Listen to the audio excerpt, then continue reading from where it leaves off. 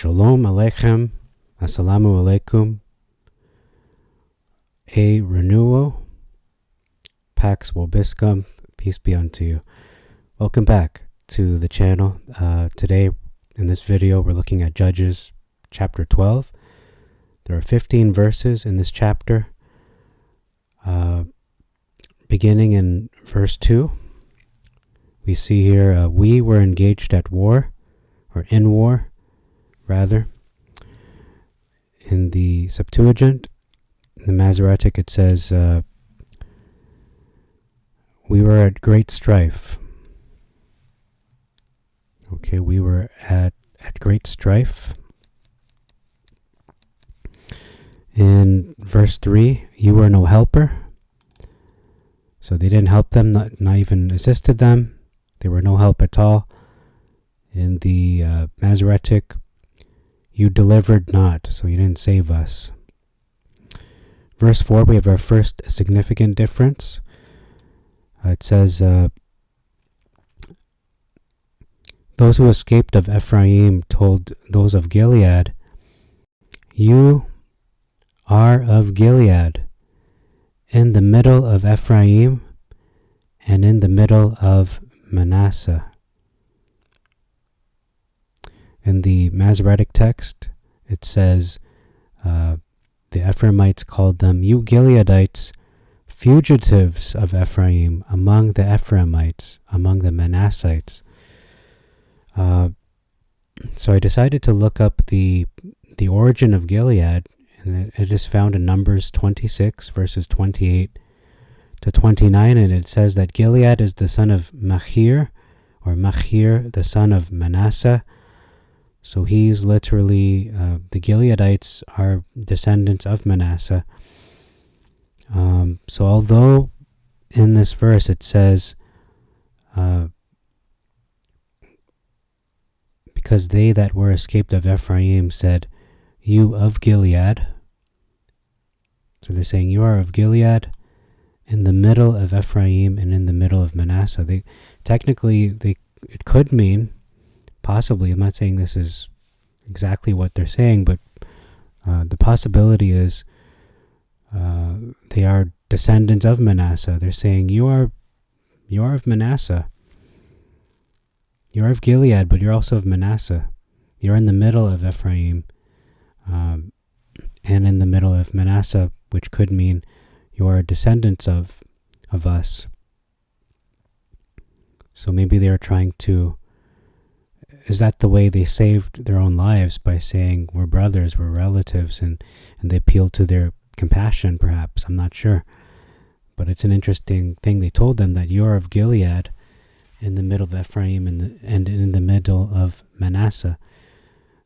It's a mysterious saying, but it can either mean this was a strategy they used to spare their lives, or this was something they said in mocking them. Okay, and this is the focus of, or getting to in verse 6, but verse 5 first. It says the fords, Gilead took the fords of Jordan versus the passages of Jordan. So fords are shallow places in a river or a body of water, usually is the shallow part. That's what a ford is. Passage can mean anything. It doesn't necessarily have to be water. It could be on land. But it's very specific in the Septuagint that these are waters, and that's the only way they could cross, is going through these fords. And there was a test here, and this is the focus of this video. Let me just read the whole verse. It says, Gilead took the fords of Jordan before Ephraim, and they that escaped of Ephraim said to them, let us over. And the men of Gilead said, are you an Ephrathite? And he said, no. So notice that it says no. In the Septuagint, the Masoretic, they will say if he said no. Well, why would he say yes? Wouldn't that be instant death? Instant death sentence, perhaps. Verse 6, then they said to him, say now, Stachys, or Stachys, and he did not rightly pronounce it so. And they took him and slew him at the fords of Jordan. And there fell at that time of Ephraim 42,000. But notice, this is more of a memory verse. A lot of people are familiar with this story. Those who are Bible students are familiar with their Bibles. This word, this code word they used, this litmus test to prove whether they are of Gilead or not. Suppose it was confusing. They all seemed to look alike, apparently. And they used the word in the Masoretic, as we all know, SHIBBOLETH. And he said SHIBBOLETH, for he could not frame to pronounce it right. Okay, so I'm going to show you this article on this question. I'll just close that little pop-up. It says here, an ancient SHIBBOLETH. All right, so Sam Sherman has an interesting question. Has to do with the 12th chapter of Judges. And as we just covered, the Greek and Latin alphabets have no letter that represents the sound of the Hebrew shin, the first letter of SHIBBOLETH.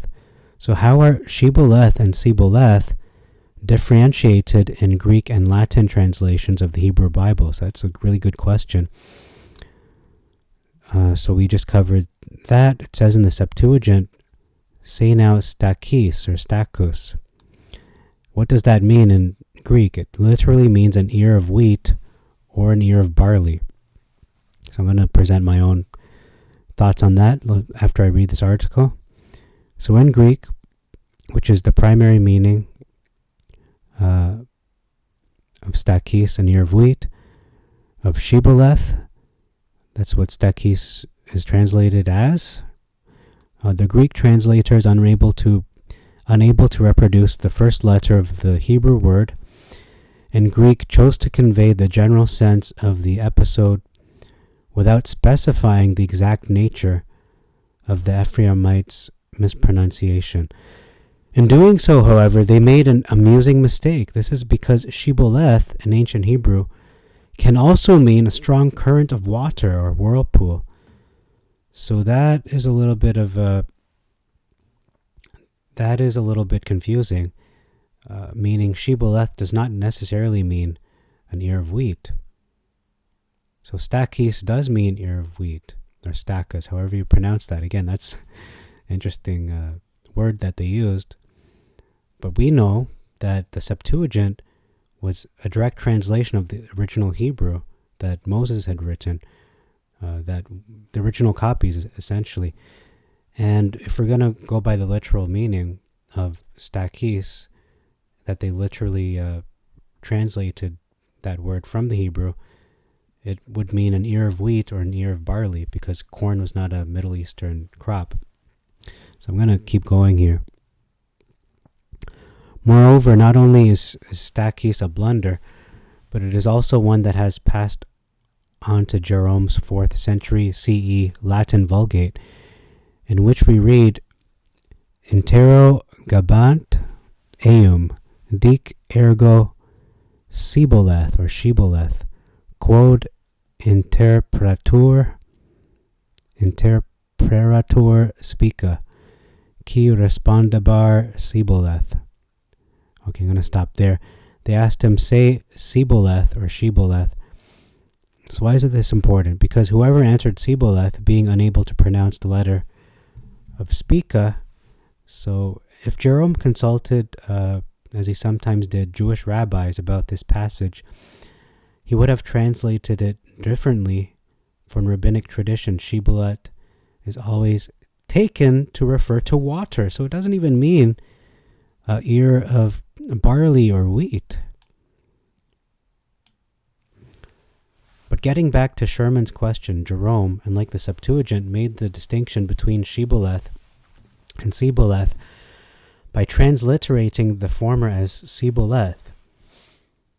This will make the Latinists among you protest that he was not being accurate, since SC in Latin is always sick, as in a word like scientia, science, pronounced by the ancient Romans as Scientia. So they would say science. But before you accuse Jerome of blundering a second time, remember that in Italian, the Latin sc regularly becomes sh, the sh sound. So that Latin scientia in Italian is scientia. Interesting. Did this sound shift take place as early as the 4th century, in which the Latin spoken in Italy cannot be considered to have been transformed into Italian, the modern Italian? But anyway, we're not going to get into Italian, but that's an interesting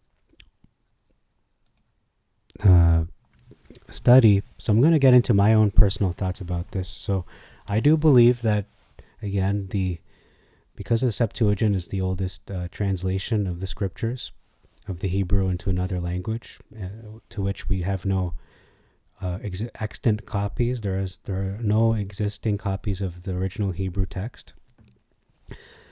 They only survive in the form of the Greek Septuagint that we have,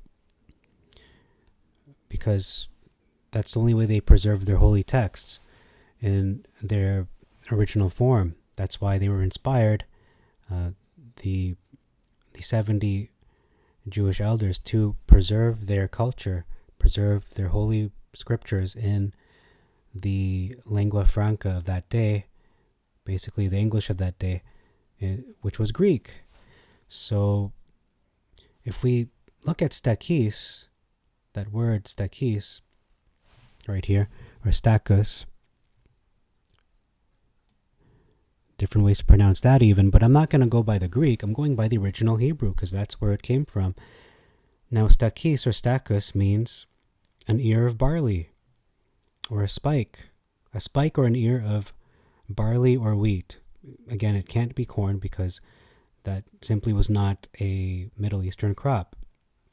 Now, if we look at, if we reverse translate this ear of barley or spike of corn, or sorry, not corn, barley or wheat, whether it's a spike or an ear, what is the Hebrew for that? Well, the ear of barley in Hebrew is not SHIBBOLETH either, or SHIBBOLETH. It is the word Abib in the ancient Hebrew, Abib, A-B-I-B. In modern Hebrew, Aviv. So that's the first possibility. That's the first problem. It's not SHIBBOLETH, it's not SHIBBOLETH, it's Aviv or Abib. When did Hebrew start transitioning from pronouncing the Beth as a Vav? When did that happen in terms of this word Abib becoming Aviv? So that's a study on its own. Let me just see if I can get some information on that before I move on. Okay, so unfortunately we're going to have to look at Reddit of all places for this answer. So the word Abib, right here, Strong's Hebrew 24. The word Abib is pretty much used interchangeably with the word Aviv. But I'm going to read this answer from Reddit and take a risk here. It says, the question is, at what point in history did the letter Waw, or Wav, W-A-W, become V-A-V? When did Waw become Vav? So this user, Leah Needs Help, answers, says it became so multiple times. The modern Vav, though, is probably traceable back to medieval Spain, as it appears across but not all Sephardi dialects, and it's the origin of the modern Hebrew's Vav. It traditionally, probably because V for most Ashkenazim around the late Middle Ages, it probably became the letter V for Ashkenazi. So those are those who originate from Germany or have German ancestry, Yehudim. However, if we go a bit more back, we have evidence that by the late Second Temple period, it was already changing a bit from Waw to Vav in some dialects, with that letter and that letter forming typos in places. It was likely the dominant pronunciation of that letter, I can't really read that letter, in Tibetan Hebrew. To note, though, we say Vav as if it was V, but judging with its merger with Rafa and going by how these shifts occur cross-linguistically, we can assume that it was more complex than it just being a W or V. It probably interchanged between W, V, and so on. With time, dialects, positions in words, speakers, etc. This would make sense, as Rafa was most likely this at first. And if you do look at it in a cross-linguistic angle, you do see the large diversity of realizations that this sort of shift causes even within the same time frame.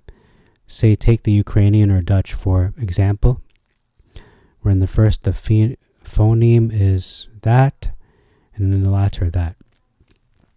It's important to point out it is still wow in some dialects of Hebrew, primarily Mizrahi ones and some Sephardi ones. If you can, please report the account below. It's one thing to be uninformed, it's another thing to dig through. Okay, so someone's being insulting. I do lean towards the pronunciation being Aviv. Sorry, not Aviv, Abib.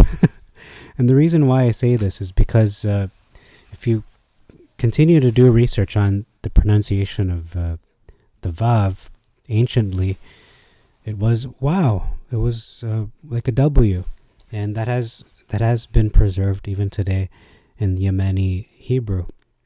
In fact, if you listen to Yemeni people speak Hebrew, it is very much close to, it sounds similar to Arabic.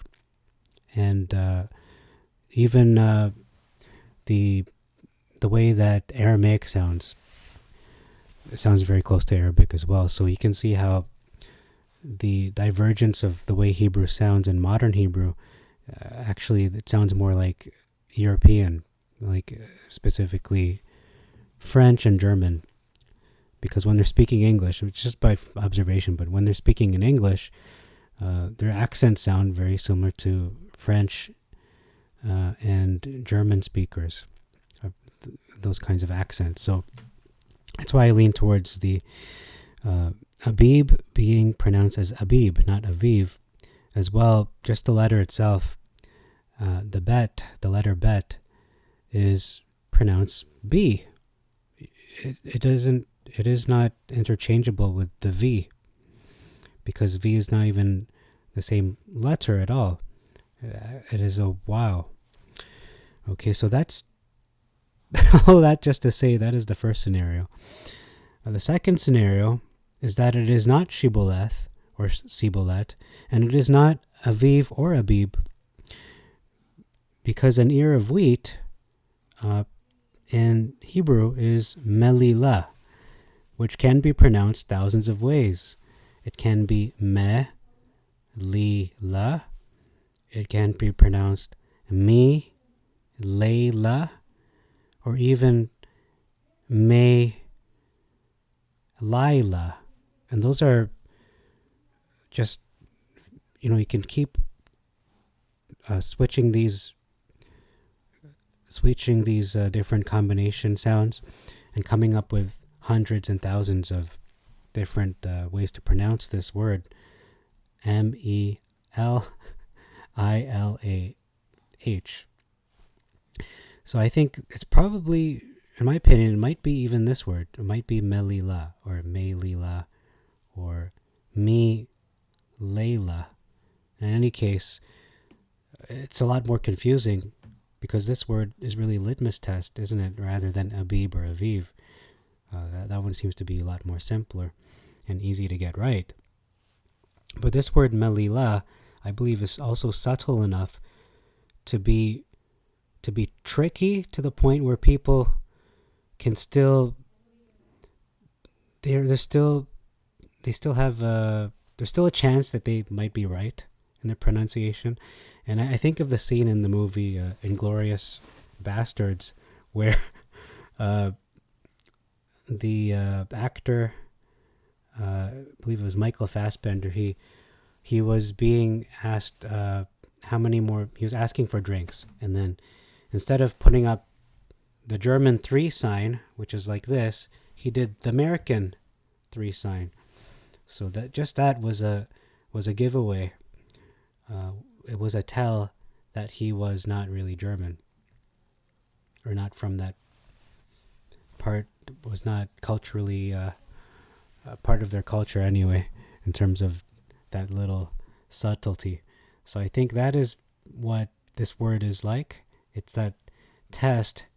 Are you really part of us or not? And this was the little subtlety, the subtle test that they used was this word, whether it's Abib or Aviv, or the second scenario, which I believe is Melilah.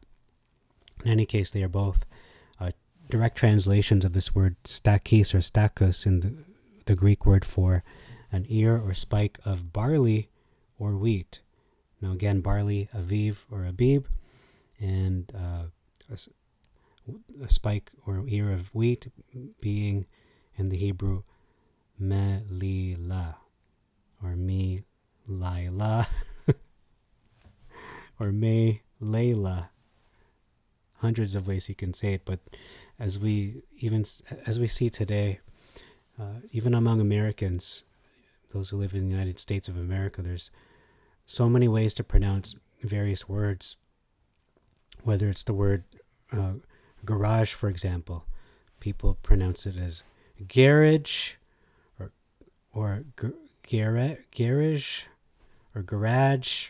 So many ways to say that word. So that would be one of those words that is similar to this Melilah.